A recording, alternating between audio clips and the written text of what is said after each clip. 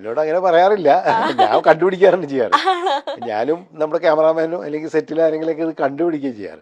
അപ്പൊ നമ്മൾ കുറച്ച് ദിവസം മിണ്ടാതെ കൊണ്ട് നടക്കും, ഇത് എവിടെ വരെ പോകുമെന്ന് നോക്കട്ടെ എന്ന് വെച്ചാൽ. ഒരു ഘട്ടമെത്തി കഴിയുമ്പോഴേ നമ്മൾ ഇവരോട് ചോദിക്കും, ജയറാമിനോടൊക്കെ അങ്ങനെ ചോദിച്ചാൽ എവിടെ വരെ എത്തി എന്നൊക്കെ ചോദിക്കുമ്പോൾ അത് ചില ഇതിലാണ്. പക്ഷെ എന്നെ ഞെട്ടിച്ചായിരുന്നു വെച്ച് കഴിഞ്ഞാൽ ദിലീപും മഞ്ജും തമ്മിലായിരുന്നു. കാരണം അവര് അങ്ങനെ പ്രണയാവുന്ന ഞാൻ വിചാരിച്ചില്ലായിരുന്നു. അത് പിന്നെ കുറെ കഴിഞ്ഞിട്ടാണ് ഞാൻ അറിയണത് ഇവര് തമ്മിലാണ്. പക്ഷെ സംയുക്തയും ബിജുമേനനും തമ്മിലുള്ളത് പെട്ടെന്ന് ഞങ്ങൾ കണ്ടുപിടിച്ചു എന്നുള്ളതാണ്. വളരെ പെട്ടെന്ന് കണ്ടുപിടിച്ച് അത് ബിജുയോട് ചോദിക്കുകയും ചെയ്തു എന്താണ് എന്ന് പറഞ്ഞിട്ട്. മധുരോമ്പരക്കാറ്റിലായിരുന്നു അത് തുടങ്ങിയത്. അതിനുശേഷമാണ് അപ്പൊ അതിൻ്റെ ഇടയ്ക്ക് മധുരോമ്പരക്കാറ്റ് കഴിഞ്ഞിട്ടാണ് ഒരു മഴ എന്ന് പറഞ്ഞ സിനിമ അത് കഴിഞ്ഞിട്ട് എൻ്റെ മേഘമൽഹാറിൽ അഭിനയിക്കാൻ വന്നു. മേഘമൽഹാറിലേക്ക് അഭിനയിക്കാൻ വന്നപ്പോഴേക്കും ഒരു നല്ല പ്രണയത്തിലായിരുന്നു. അത് ആ സിനിമയ്ക്കും ഗുണം ചെയ്തിട്ടുണ്ട്. അപ്പോൾ പലപ്പോഴും ചിലപ്പോൾ അന്ന് ഞാൻ ചോദിക്കുമ്പോൾ അവരും പറയാറുണ്ട് ഈ ക്യാരക്ടേഴ്സ് അവരെ സ്വാധീനിക്കുന്നുണ്ടാവുമായിരിക്കും. ഈ പറഞ്ഞ നേരത്തെ പറഞ്ഞില്ലേ പ്രണയ സിനിമകൾ കൂടുതൽ ചെയ്തിട്ടുള്ളതുകൊണ്ട് അത്തരം കഥാപാത്രങ്ങൾ അവരുടെ ഉള്ളിലേക്കും തോന്നിയിട്ടുണ്ടാവുമായിരിക്കാം. ഇതില് ഈ ചോദിച്ചപ്പം ഏറ്റവും ചമ്മിയൊരു എക്സ്പ്രഷൻ ഇട്ടത് ആരാണ്? ജയറാമേട്ടനാണോ ബിജു ചേട്ടനോ? കാരണം കണ്ടുപിടിച്ചിട്ടാണല്ലോ ഇവരോട് ചോദിക്കുന്നത്. ബിജു ആണ്. ജയറാമിന് പ്രശ്നമൊന്നും ഉണ്ടായിരുന്നില്ല, ജയറാം വളരെ കൂളായിട്ട്. ബിജു ആണ്. ബിജു എന്ന് വെച്ചാല് ബിജു ഒട്ടും പ്രതീക്ഷിച്ചില്ല അങ്ങനെ ഒരു സംഭവം ഉണ്ടായത്. എന്ന് വെച്ചാല് അതിന് മുമ്പ് ഒരു ദിവസം ഞങ്ങൾ അറിഞ്ഞു ഒരു ബസ്സിൽ പോകുന്ന ഒരു സീനുണ്ട്. അതിപ്പോൾ ബസ്സിൽ ഞങ്ങൾ ആദ്യം ക്യാമറ ബസ്സിൻ്റെ അകത്ത് വെച്ചിട്ട് കുറേ ഷോട്ട് എടുത്ത് പിന്നെ ക്യാമറ പുറത്ത് വെച്ചിട്ട് ഇവർ ലോങ് ഷോട്ടിൽ ഇവർ വരുമ്പോൾ ഉള്ളതുണ്ട്. അപ്പോൾ എടുക്കാൻ വേണ്ടി ക്യാമറ സെറ്റ് ചെയ്തിട്ട് ക്യാമറാമാൻ സൂമൊക്കെ ചെയ്തിട്ട് അപ്പോൾ ബിജു മേനും സംയുക്ത ഒരു സീറ്റിലിരിക്കുക. അപ്പോൾ ജൂനിയർ ആർട്ടിസ്റ്റുകളും ഉണ്ടായിരുന്നു. അവരൊക്കെ ഇറങ്ങിയിട്ട് സെറ്റാക്കാൻ വേണ്ടിയിട്ട് നിൽക്കുമ്പോൾ ഇവരിറങ്ങിയില്ല, ഇവരവിടെ തന്നെ ഇരിക്കുകയാണ്. അപ്പോൾ അസിസ്റ്റന്റ് ഡയറക്ടേഴ്സ് 10 മിനിറ്റ് ആവും ഷോട്ട് റെഡി ആവാൻ. അപ്പോൾ ബിജു പറഞ്ഞില്ല കുഴപ്പമില്ല ഞങ്ങൾ ഇവിടെ ഇരുന്നുള്ളതെന്ന് പറഞ്ഞു. അപ്പോൾ ഈ ഇരിക്കണത് തന്നെ നമുക്കൊരു സംശയം, അങ്ങനെ ഇരിക്കേണ്ട കാര്യമില്ല. ഒന്നത് നല്ല ചൂടുണ്ട്, റോഡിലാണ് ബസ് ഇട്ടേക്കണത്, നല്ല ചൂടുമാണ്. ബാക്കി ജൂനിയർ ആർട്ടിസ്റ്റുകളൊക്കെ എല്ലാവരും ഇറങ്ങി താഴെ നിൽക്കുകയാണ്. അപ്പോൾ ഞങ്ങൾ ഇങ്ങനെ ഇപ്പോൾ സുകുമാർ ക്യാമറ സൂം ഇങ്ങനെ ചെയ്ത് നോക്കിയപ്പോൾ ഇവർ തമ്മിലുള്ള സംസാരത്തിൽ എന്തോ ഒരു ഇതുണ്ട്. എന്നെ വിളിച്ചിട്ട് പറഞ്ഞു സാർ ഒന്ന് ക്യാമറ കൂടെ നോക്കിയെന്ന് പറഞ്ഞു. അങ്ങനെ ഞാൻ സൂം ടൈറ്റ് ചെയ്ത് നോക്കുമ്പോൾ നമുക്ക് മനസ്സിലായി ഇവർ തമ്മിൽ എന്തോ ഒരു സാധാരണ സംസാരം എല്ലാം തോന്നി. അതൊന്നും മിണ്ടില്ല, ഞങ്ങളൊന്നും മിണ്ടില്ല. അങ്ങനെ ഓക്കെ എന്ന് പറഞ്ഞിട്ട് നമ്മൾ റെഡിയായി അങ്ങനെ എടുത്ത്. ഇത് കഴിഞ്ഞ് 2 ദിവസം 3 സെറ്റ് കഴിഞ്ഞപ്പോഴാണ് അത് കാറ്റടിക്കുന്ന സീനുണ്ട്. ആ സിനിമ കണ്ടിട്ട് മധുരോമ്പരക്കാരുടെ ക്ലൈമാക്സിൽ കാറ്റടിക്കുന്നുണ്ടല്ലോ, അത് ഷൂട്ട് ചെയ്തോണ്ടിരിക്കും. അപ്പോൾ സംയുക്തയും ബിജു ഒക്കെ കാറ്റടിച്ചിട്ട് ഇങ്ങനെ സ്കൂളിൻ്റെ ഇത് എടുക്കുന്ന സമയത്ത് അപ്പോൾ സംയുക്തക്ക് ഈ ഇതിൻ്റെ പ്രശ്നമുണ്ട്, ബ്രത്തിൻ്റെ ഒരു ചെറിയ പ്രശ്നമുണ്ട്. അത് നമുക്കറിയില്ലായിരുന്നു, സംയുക്തക്കും അങ്ങനെ അറിയില്ലായിരുന്നു. പക്ഷെ ഈ കാറ്റടിച്ച് പൊടി ഇങ്ങനെ ഇതുണ്ടല്ല, എന്താ പറയുക ഭയങ്കരമായിട്ട് ഡസ്റ്റ് ഇങ്ങനെ അടിച്ചിട്ട് പെട്ടെന്ന് ഒരു ഷോട്ട് കഴിഞ്ഞിട്ട് ഞാൻ കട്ട് പറഞ്ഞു ഓക്കെ എന്ന് പറഞ്ഞിട്ട് നമ്മൾ അടുത്ത ഷോട്ടിന് പോകുമ്പോൾ സംയുക്ത അവിടെ തന്നെ ഇരിക്കുക. അപ്പോൾ ബിജു അവിടെ മാറി നിൽക്കുന്നുണ്ട്. അപ്പോൾ സംയുക്തക്ക് ശ്വാസം കിട്ടണില്ല, ശ്വാസം കിട്ടാണ്ട് ഇങ്ങനെ വല്ലാണ്ട് വലിക്കാണ്ട് കഴിഞ്ഞപ്പോഴാണ് ഓടിച്ചെന്നിട്ട് അപ്പോൾ അമ്മയൊന്നും അടുത്തില്ല. അപ്പോൾ ഞാൻ ആരോ ഓടിച്ചെന്നിട്ട് ഇന്ന് പിടിച്ചു കഴിഞ്ഞപ്പോൾ സംയുക്ത ഇങ്ങനെ ഇതാക്കണം, എല്ലാവരും കൂടി പേടിച്ചു, ഭയങ്കര ഒരു കയോ സിറ്റുവേഷനായി. അപ്പോൾ ഞാൻ പെട്ടെന്ന് ഞാനിടയ്ക്ക് ഈ ഇൻഹെയിലർ ഉപയോഗിക്കുന്ന ആളായിരുന്നു, എനിക്കതിന് മുമ്പ് പ്രശ്നം ഉണ്ടായിരുന്നു. അപ്പോൾ ഞാൻ പറഞ്ഞാൽ ആരെങ്കിലും ഇൻഹെയിലർ ഉണ്ടോ എന്ന് ചോദിച്ചു. അങ്ങനെ വിളിച്ചു ചോദിച്ചു കഴിഞ്ഞപ്പോൾ യൂണിറ്റിലൊരു പയ്യൻ്റെ ഉണ്ടായിരുന്നു, അവൻ ഉപയോഗിച്ച ഇൻഹെയിലറാണ്. പക്ഷേ നോക്കിയിട്ട് കാര്യമില്ലല്ലോ, അപ്പം തന്നെ ഇൻഹെയിലർ അടിച്ചു കൊടുത്തു. അവൻ ഓടി വന്നിട്ട് സംയുക്ത ഇൻഹെയിലർ വെച്ച് അടിച്ചു കൊടുത്തപ്പോൾ കുറച്ച് ബ്രത്ത് കിട്ടി. അങ്ങനെ നേരെ പിന്നെ പയ്യ സമയത്താണ് കസേരക്കിട്ട് അവിടെ എത്തി. അപ്പോൾ ഞാൻ പറഞ്ഞു ഇനി അഭിനയിക്കേണ്ടെന്ന് റെസ്റ്റ് എടുത്തോളാൻ പറഞ്ഞു. നേരെ ഹോസ്പിറ്റലിലേക്ക് പോകാൻ പറഞ്ഞു. അപ്പോഴേക്കും അമ്മ ഓടി വന്ന് അമ്മ കൊണ്ട് ഹോസ്പിറ്റലിൽ കൊണ്ടുപോയി. അപ്പം ഞാനും ബിജും ഞങ്ങൾ ഷോട്ട് വീണ്ടും കണ്ടിന്യൂ ചെയ്തുകൊണ്ടിരിക്കുന്നത്. ഞങ്ങൾ സീൻ കഴിഞ്ഞപ്പോൾ നമ്മൾ സംയുക്ത ഇല്ലാത്തതുകൊണ്ട് തന്നെ ഒരു 4 മണിയൊക്കെ കഴിഞ്ഞാൽ പാക്കപ്പ് ചെയ്തു. പിന്നെ ഷോട്ട് എടുക്കാൻ ഒന്നുമില്ല, സംയുക്ത വേണം.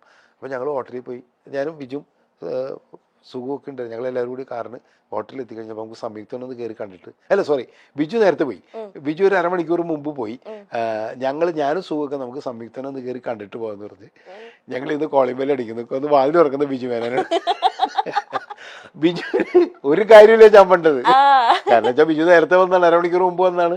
ബിജുവിന് സംയുക്തയെ വന്ന് കാണാം, ഒരു കുഴപ്പമില്ല. പക്ഷെ ആകെ ചമ്മി മുഖമൊക്കെ മാറി. അപ്പൊ സുഖ ചോദിച്ച് ബിജു എന്തിനാ ചമ്മണത്? അതാണ് പിടിച്ചത്, ഞങ്ങൾ അറിഞ്ഞത് ബിജുവിന് മനസ്സിലാവുന്നത്. അത് കഴിഞ്ഞിട്ട് കുറച്ച് കഴിഞ്ഞപ്പോൾ പുറത്ത് വന്നു കഴിഞ്ഞ് ബിജു സുഖം പറഞ്ഞ് പേടിക്കണ്ട, ഞങ്ങൾക്ക് ഇത് കുറേ ദിവസമായിട്ട് അറിയാം, ഇന്നല്ല ഞങ്ങൾ അറിഞ്ഞത്, കുറേ ദിവസമായിട്ട് അറിയണേ.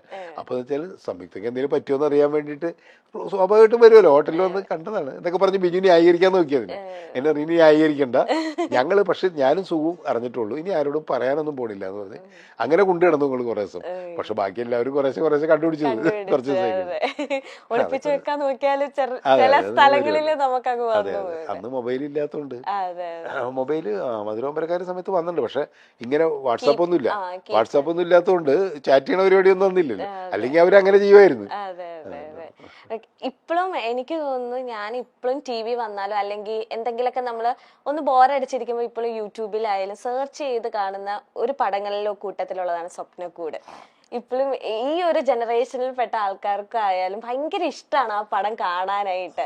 ആ ഒരു എന്താ ഇപ്പോഴും ആ ഒരു വൈബ് ഉണ്ട്. അത് ആ ഒരു കുറച്ച് നാൾ മുന്നേ പിടിച്ചു വെച്ചാണെന്നറിയില്ല, ആ ഒരു ഫ്രണ്ട്ഷിപ്പ്, ആ ഒരു പ്രണയം നല്ല രസമാണ് സ്വപ്നക്കൂട് കണ്ടിരിക്കാനായിട്ട്. അതുപോലെ തന്നെ പോണ്ടിച്ചേരി ഇത്രയും ഭംഗിക്ക് ഇപ്പോഴും കുട്ടികൾ സ്റ്റോറീസ് ഒക്കെ ഇപ്പൊ റീൽസിലൊക്കെ പോണ്ടിച്ചേരി ഇടുമ്പോ സ്വപ്നക്കൂടത്തെ പാട്ടല്ലാണ്ട് ആരും അവിടെ പോയിട്ടുണ്ടെങ്കിൽ ഇടത്തില്ല. ഇപ്പോഴും ഞാൻ പറയും എനിക്കൊന്ന് പോണ്ടിച്ചേരി പോണം, എനിക്ക് സ്വപ്നക്കൂട് കണ്ടപ്പോ തൊട്ടുള്ളതാണ് ആ പൂ കൊടുക്കുന്ന ഇതൊക്കെ. ആ ഒരു ലൊക്കേഷൻ ചൂസ് ചെയ്യാൻ കാരണം, പിന്നെ അങ്ങനത്തെ ഒരു ക്യാരക്ടർ ഒക്കെ മെയ്ഡ് ചെയ്യാൻ ആ ഒരു എങ്ങനെയായിരുന്നു ആ ഒരു ജേർണി? അത് ഞാനും ഇക്ബാൽ കുറ്റിപ്പുറം കൂടിയാണ് അതിൻ്റെ സ്ക്രിപ്റ്റ് എഴുതിയത്. ഗ്രാംഫോൺ എന്ന് പറയുന്ന സിനിമ കഴിഞ്ഞിട്ടാണ് അത് ചെയ്യുന്നത്. അപ്പം ഞങ്ങളിങ്ങനെ ഒരു ഇപ്പോഴത്തെ യൂത്തിൻ്റെ, അന്നത്തെ യൂത്തിൻ്റെ 2004 സ്വപ്നക്കൂട് വന്നത്. ആ സമയത്ത് അങ്ങനത്തെ യൂത്തിനെ വെച്ചിട്ട് ഒരു അപ്പോഴത്തെ ക്യാമ്പസും കാര്യങ്ങളൊക്കെ വെച്ചാൽ അന്ന് ക്യാമ്പസ് വേണ്ട, ഞാൻ നിറമൊക്കെ ചെയ്തുകൊണ്ട് തന്നെ നമ്മളും നിറം ആ സമയത്ത് തന്നെയാണ് നമ്മൾ കഴിഞ്ഞിട്ടാണ് സ്വപ്നക്കൂട് വരുന്നത്. അപ്പം അതുകൊണ്ട് തന്നെ നമുക്ക് ക്യാമ്പസ് വേണ്ട നമുക്ക്. പക്ഷെ എന്നാൽ അതേ ആ വൈബൊക്കെ ഉള്ള കുട്ടികൾ വേണം. വൈബ് എന്നുള്ള വാക്കൊന്നും അന്നില്ല കേട്ടോ, അതൊക്കെ ഇപ്പോൾ ഒന്നാണ്. അപ്പോൾ ആ രീതിയിലുള്ള കുട്ടികളെയൊക്കെ വെച്ചിട്ട് സിനിമ ചെയ്യണം എന്നുള്ളൊരു ചിന്താഗതിയിലാണ് ഞാനും ഇക്ബാലും കൂടി ഇരുന്നിരിക്കുന്നത്. അപ്പോൾ എൻ്റെ മനസ്സിൽ ഞാൻ അതിനു മുമ്പ് ഇങ്ങനെ പോണ്ടിച്ചേരി ബാക്ക്ഗ്രൗണ്ടായിട്ടൊരു കഥ ഇങ്ങനെ ആലോചിച്ചിട്ടുണ്ടായിരുന്നു. പക്ഷെ അതൊരു പ്രണയകഥയായിരുന്നു, അത് വർക്കൗട്ടായില്ല. പിന്നീട് നമുക്ക് കഥയൊന്നും മുന്നോട്ട് പോയില്ല. അപ്പോൾ ഞാൻ ഇക്ബാലിനോട് പറഞ്ഞ് ഇങ്ങനെ പോണ്ടിച്ചേരി ബേസ് ചെയ്തിട്ടൊരു ഒരു സംഭവം എൻ്റെ മനസ്സിൽ, നമുക്ക് പോണ്ടിച്ചേരി പിടിച്ചിട്ട് ഒരു, അപ്പം ഞങ്ങൾക്ക് അവിടെ അങ്ങനെ ആയിരിക്കും, എന്തിനായിരിക്കും ഒരു ചെറുപ്പക്കാരൊക്കെ വന്നിട്ടുണ്ടാവും. അപ്പോൾ ഈ ഹോട്ടൽ മാനേജ്മെൻറ്റ് പഠിക്കാനായിട്ട്. അപ്പോൾ അത് കുഴപ്പമില്ല, മറ്റ് ക്യാമ്പസ് അല്ലല്ലോ എന്നുള്ള വെച്ചാൽ അങ്ങനെയാണ് ഈ കഥയിലേക്ക് എത്തുന്നത്. ഇവർ അവിടെ താമസിക്കുന്ന കാര്യങ്ങളൊക്കെ ഉണ്ട്. അപ്പം ഞങ്ങൾ ഇത് കഥ ഡെവലപ്പ് ചെയ്യാൻ വേണ്ടിയിട്ട് ഞങ്ങൾ ആദ്യം പോണ്ടിച്ചേരി പ്രൊഡ്യൂസറൊക്കെ ആയിട്ട് ഞങ്ങൾ ലൊക്കേഷൻ കാണാൻ വേണ്ടിയിട്ട് പോയി. അപ്പോൾ പോണ്ടിച്ചേരി സിനിമയിൽ കാണുന്ന അത്രയും ഭംഗിയൊന്നുമില്ല കേട്ടോ, അത്രയും. പിന്നെ നമ്മളന്ന് പറയുന്ന ഒരു സംഭവം ഉണ്ടായിരുന്നു, പോണ്ടിച്ചേരിയുടെ ഒരു ഭാഗമാണ് ഈ ഫ്രഞ്ച് കോളനി ആയതുകൊണ്ട് ഈ ഫ്രഞ്ച് സ്റ്റൈലിലുള്ള ബിൽഡിംഗ് ഒക്കെ. ഇപ്പുറത്ത് നോക്കിക്കഴിഞ്ഞിട്ടുണ്ടെങ്കിൽ പക്ക തമിഴ്നാടിൻ്റെ ഒരു ഇത്. അപ്പോൾ പോണ്ടിച്ചേരി പാണ്ടിച്ചേരി എന്നാണ് അവിടുത്തെ ആൾക്കാർ തന്നെ പറയണത്. ഒരു സൈഡ് പാണ്ടിച്ചേരി തന്നെയാണ്, ഇത് പോണ്ടിച്ചേരി എന്ന് പറയുന്നത്. ഇല്ല. അപ്പോൾ ഈ ഒരു പോർഷൻ മാത്രം നമ്മൾ അതിൽ ഈ ഫ്രഞ്ച് കോളനികളൊക്കെ ഉള്ള ഒരു ഏരിയയാണ് ഷൂട്ട് ചെയ്തത്. പിന്നെ അതിലൊരു സോങ് എടുത്തിട്ടൊന്നും ഉള്ളത് പോണ്ടിച്ചേരിയിലല്ല കേട്ടോ, സോങ് മുഴുവൻ എടുത്തേക്കണത് ഓസ്ട്രേലിയയിലും സ്വിറ്റ്സർലൻഡിലാണ്. ഇപ്പോൾ കറുപ്പിനാട് എല്ലാം പുറത്താണ് എടുത്തേക്കണത്. അപ്പോൾ അതെല്ലാം കൂടി ബ്ലെൻഡ് ചെയ്ത് ചില ഷോട്ടുകൾ പോണ്ടിച്ചേരിയുടെ ഉണ്ട്. അപ്പോൾ അതൊന്നും ജനത്തിന് മനസ്സിലായില്ല, അങ്ങനെ ബ്ലെൻഡ് ചെയ്യാൻ പറ്റിയെന്നുള്ളതാണ് അന്നത്തെ ഒരു യൂത്തിൻ്റെ തമാശ. അതിൽ പെട്ടതാണ് ഈ കുഞ്ഞുഞ്ഞെന്ന് പറയുന്ന ക്യാരക്ടർ. പൃഥ്വിരാജിൻ്റെ ആ ക്യാരക്ടർ അതൊരു രസമുള്ളൊരു ക്യാരക്ടർ. എനിക്കും എൻ്റെ സിനിമകളിൽ തന്നെ ഭയങ്കര ഇഷ്ടപ്പെട്ടൊരു ക്യാരക്ടറാണ് കുഞ്ഞു. ഒരു ഇൻഹിബിഷനും ഇല്ലാണ്ട് അയാളുടെ എല്ലാം വിളിച്ചു പറയുകയും ബഹളം ഉണ്ടാക്കുകയും ഒക്കെ ചെയ്യുന്നത്. മീര ജാസ്മിൻ്റെ ക്യാരക്ടറിനോടുള്ള അടുപ്പവും കാര്യങ്ങളും. പക്ഷെ ഒരു ഘട്ടത്തിൽ അയാൾ വല്ലാണ്ട് തകർന്നു വന്നിട്ടുണ്ട്. കാരണം പ്രണയം, വേറെ ആൾ കൂട്ടുകാരൻ പ്രണയിക്കുന്നു എന്ന് പറയുന്ന ഒരു ഘട്ടത്തിൽ അങ്ങനെയൊക്കെ പോകുന്ന ഒരു ഡയമെൻഷനുള്ളൊരു ക്യാരക്ടറാണ്. പിന്നെ ആ കോമ്പിനേഷൻ ഭയങ്കര രസമുണ്ടായിരുന്നു, കുഞ്ചാക്കോ ബോബനും എല്ലാവരും കൂടി ഉള്ളൊരു കോമ്പിനേഷൻ. പിന്നെ ഭാവനയ്ക്ക് ചെറിയ റോളാണെങ്കിൽ പോലും ഭാവന പൂന്തു വിളയാടിയ ഒരു പടവും കൂടിയായിരുന്നു അത്. അപ്പം അങ്ങനെയൊക്കെ ഉള്ളൊരു